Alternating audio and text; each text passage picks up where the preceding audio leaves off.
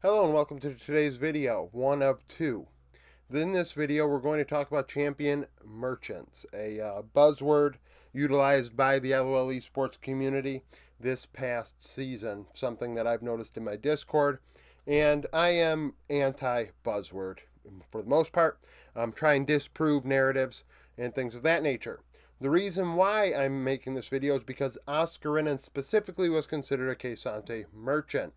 From my perspective, that can mean one of two things. Either one, he only plays that champion, or two, he only wins games on that champion and doesn't win games on other champions.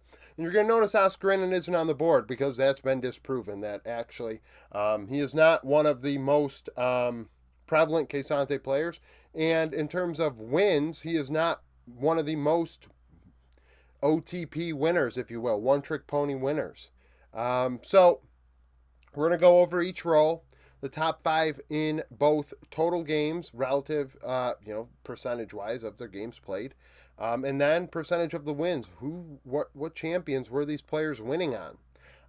And then after, I am going to consider, it's going to be quite a few posts on the extra content tab on the Discord, but I will share my stats and research with the group, and you can see. Actually, I have the top three champions for every player listed on there in percentage-wise, just to show not only the most played, but also some champ players like Isma in the jungle.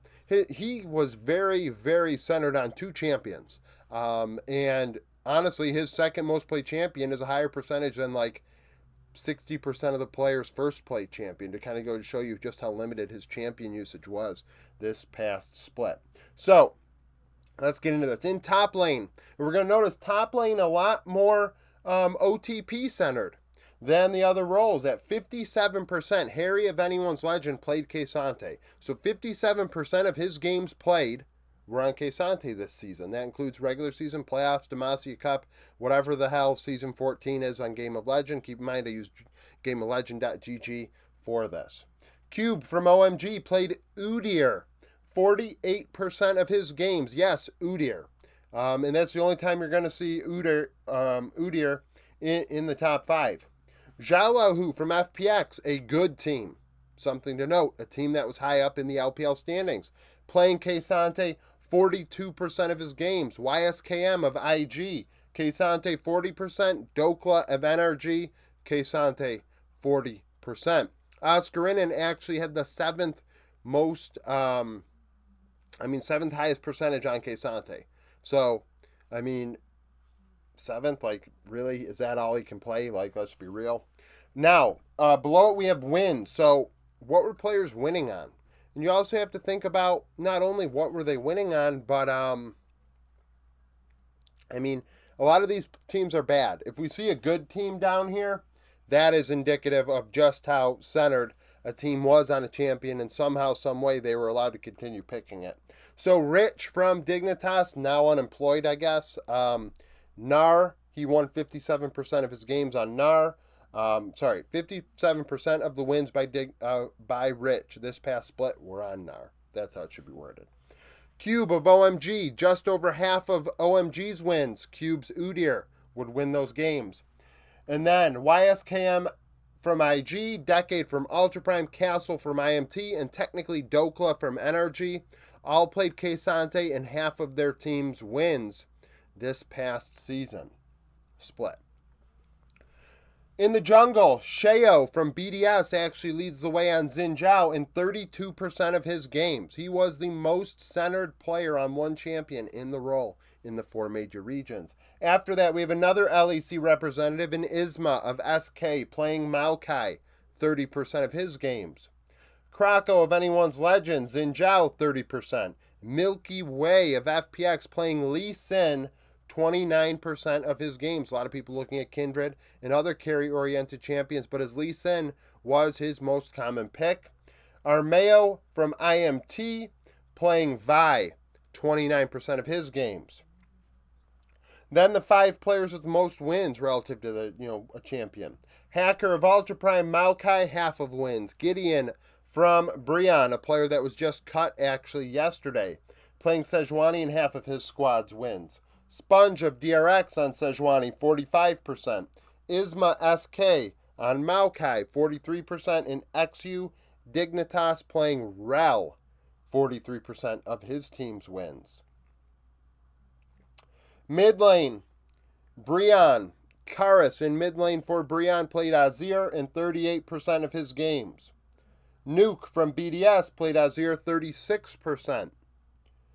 Call Me on Nongshim Red Force played Talia in 31% of his games. He's the only one not playing Azir in that top 5.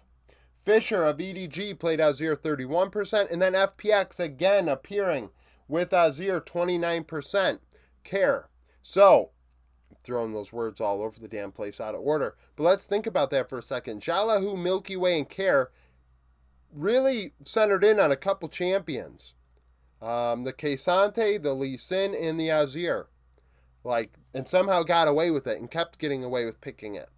Now, it didn't end up being one of their most... they picked those champions the most, and they weren't even getting a ton of wins out of them relative to the rest of their wins, of course, because, FPX did win so many games in spring. Now, Mask from IMT played Oriana in half of his team's wins. Saytab of DRX played Azir in 40%. Insanity of Shopify Rebellion in the LCS played Sion in 40% of his team's wins. Karis of Brian played Azir in 38%, and then Shanks of Anyone's Legend played Azir in 37% of his team's wins. Bot lane, AD carry, Flacked on Team Heretics played Varus more than anybody played any other champion in his role in the 4 major regions, 35% of the time. B-Voy of Shopify Rebellion playing Varus, 33%. The Snake of EDG playing Varus, 32%. Henna of FearX, guess who? Varus, played in 30%. And then FBI of NRG playing Senna in 30% of his games. And then in terms of wins, the Snake of EDG playing Varus won 60% of the games. God, wording that over and over again, you'd think I would have got it right by now. The Snake played Varus in 60% of EDG's wins. Comp of Rogue played Senna in 60% of Rogue's wins. B-Voy of Shopify Rebellion playing Varus in 60% of their wins. Upset playing for Carmine Corp played Zeri in half of his team's wins.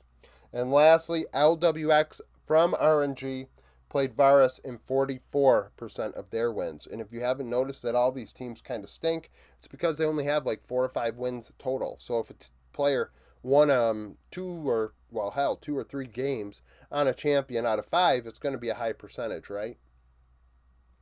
In the support role, leading the way, Zazel on Shopify Rebellion played Nautilus, 36%. That's more than anybody played any champion. And you're going to see a trend here, if you can't read the board, that Nautilus is very prevalent. Vampire of EDG played Nautilus 35%. Palu of Brian played Nautilus 1/3. Zolis of Rogue played Nautilus 32%. And then Iwandi of Team World Elite in the LPL played Nautilus 30% of the time. As far as wins are concerned, Zazel, Shopify Rebellion, Nautilus 60%. Zolis, Rogue, Nautilus, 60%. Targamas of KC played Rakan in half of his team's wins. Ole of Immortals played Bard in half of his team's wins. And then Palu of Brian played Rakan in 43% of his wins. So something interesting there with Palu, that one of his most played was Nautilus, but he actually was getting a high percentage of the wins he was on the Rift for on Rakan. So, as far as I'm concerned, these, if we're going to go by champion merchant, a player that's selling you a champion or whatever the hell, these are the guys that could, especially the winning group, the majority of their wins were coming on these champions. Oscar, wasn't even getting half of his team's wins on Kesante. And as far as I'm concerned, he wouldn't be just a Kesante one trick because of that. And less than 40% of his games were on the champion. So, that is a thing. But it is something interesting to really think about here, that top lane was so heavy to one champion that 40% 5th place is higher than any other role. Everyone else around the 30s. So it's just, it shows, I guess, champion diversity was much more common in the other four roles than it was in top lane. Jungle, 32% being the lowest. Um, you're actually seeing a lot of LEC on there, right? Not much LCK. You just have no, I mean, hell, all you have is Call Me. You have Karis, of course. You have Henna, and then you have Palu. So what? Even four LCK representatives up there. Something interesting to think about here. Of course, in wins you have the Brion bunch, but that's another story. So, comment down below with your thoughts. Like the video if you like it. Subscribe to the channel for daily League of Legends content. Follow me on Twitter. Join the Discord. Become a YouTube supporter. And I hope to see you again tomorrow.